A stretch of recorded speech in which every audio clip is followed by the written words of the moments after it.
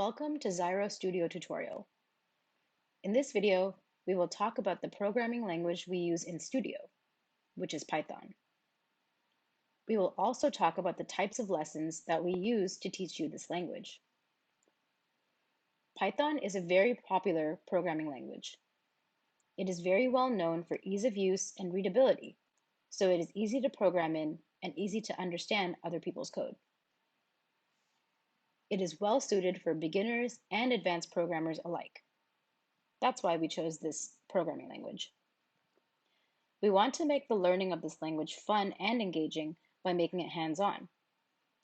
We do this by letting you program our robots in Python. We use 3 types of lessons. You have basic text-based lessons, 3D robot-based lessons, and 2D robot-based lessons.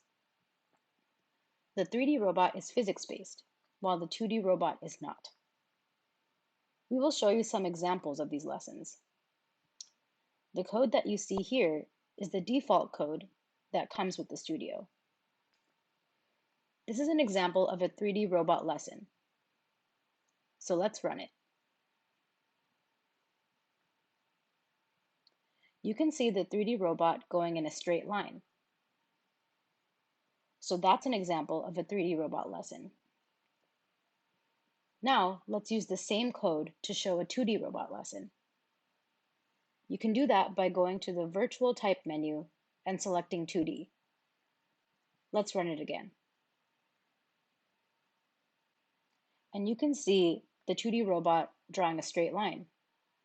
So that's an example of a 2D robot lesson. Now let's try a text-based lesson. An important thing to know in Python is that it needs at least one default function, which is called main. And this is the syntax, so that's how it looks like. And in Python, indentation, which are the spaces that you leave before each line of code, is very important. This is how you organize blocks of code.